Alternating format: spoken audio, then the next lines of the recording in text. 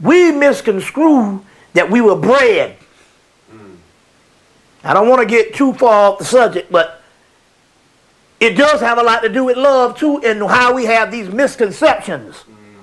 Because one of the misconceptions is, to give you an example, let me clear this up first. We have a misconception, and we don't know a lot of time, because the act was committed 100, 200, 300 years ago, that we were bred to be the way we were.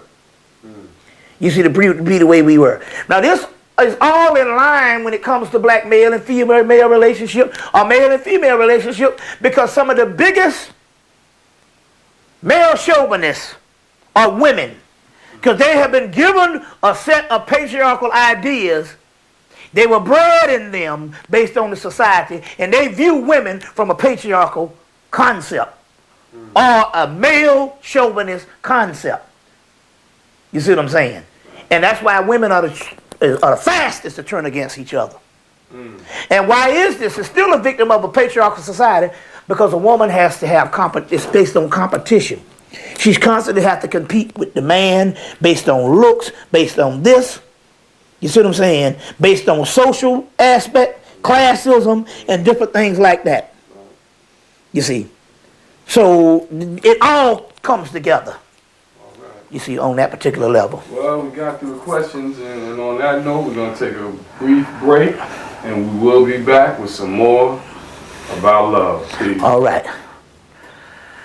We're back. All right. All right, man. What I'm going to get into now is the 10 Muhammad Ayahs. 10 Muhammad Ayahs is a book that, well, you can get the book on the 10 Muhammad Ayahs by David R. Kinsley. David R. Kinsley. It's on the 10 Muhammad Ayahs. The 10 Muhammad Ayahs are different aspects of the goddess. In this particular case, because we're talking about the Indian mythology, is different aspects of the goddess Kali. And what happens is that Shiva has to go in, and he makes love to each one of these 10 Muhammad Ayahs. And one way he's making love to 10 aspects of the goddess. You know, the 10 aspects of the goddess in this 10 Muhammad Ayahs. And after the 10 Muhammad Ayahs, I'm quite sure it culminates into the goddess Parvati, who is the goddess Shakti, which means mountaintop, which means he's at the highest level that he can go when it comes to love or sex. And so as a result,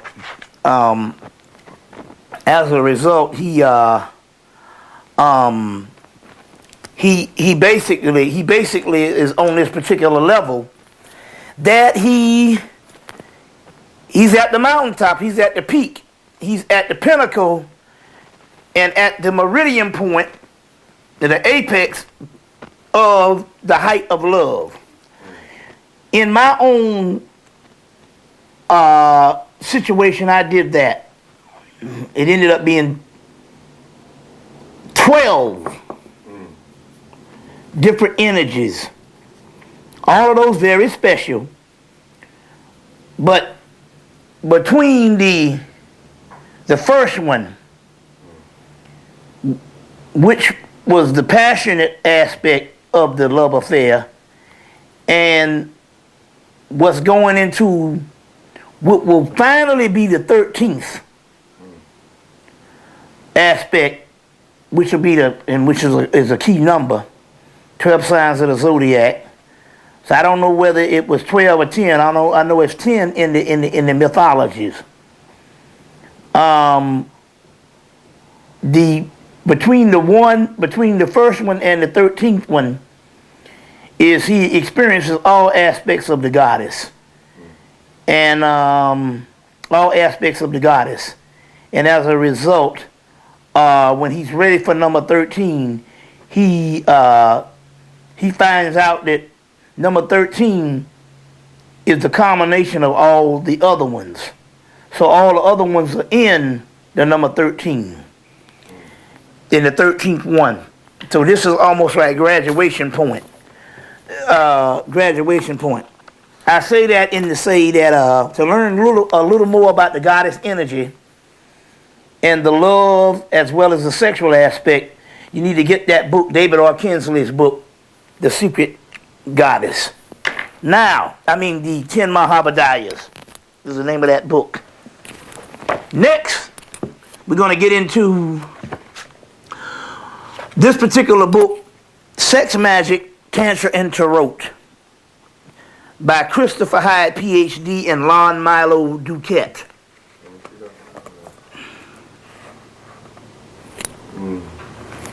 And Lon Milo Duquette. And in this book it's called Sex, Magic, Tantra, and Tarot, The Way of the Secret Lover. And I've been quoting this in my lectures for about 3-4 years now, but I want to put this and enter this in this whole thing of the love aspect of my complete love of tape on love. Each of us has a secret lover, a lover who awaits just behind the erotic images and that flood our minds during sexual arousal and in sleep. A dream lover who disguises as an individual with whom we all fall in love. An ideal lover who has adored us since the beginning of our individual existence, and who will never abandon us until the instant we merge into the absolute Godhead. And I realize something that's going on right now at this particular time. I think it's some forces around us that don't want this thing to happen, because I think we hit upon the key. You know what I'm saying? We've been battling with this tape the whole time. Now, what's interesting now is I realize all right. Go ahead, bro. It's all kind of things. We've been going through hell to put this presentation together. Which was interesting here is early I bit my fucking tongue eating real good. And I'm like, well, why did this happen right before a major presentation? And I'm like, wait a minute. There's some forces that's going on. So I'm a little tie-tongue with the presentation. It's the first time I have had trouble speaking. So I know that we have hit upon something that is very important, enough that the last vestiges of the forces that want to keep us down understand that this is the last frontier and they don't want us to deal with this. But we're going to go ahead with it anyway. We immediately feel the embrace of our secret lover in ecstasy of orgasm and in the moments of rapture when the beauty of music, dance, or the vital art or nature overcomes us. Visual art and nature overcomes us. Whatever we experience, or whenever we experience a broken heart, it is often because other individuals has not lived up to the perfection of our secret lover. The reason the sexual experiences are often better in our imagination or in memory than in actuality is because it is the imagination of the secret lover. It is in the imagination of the secret lover which is nearest to us. Personal relationships will always be somewhat disappointing to us. And in truth, there can never be a relationship that matches our own when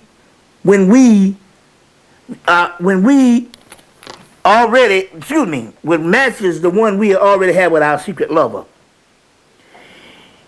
It is the standard in which we, in every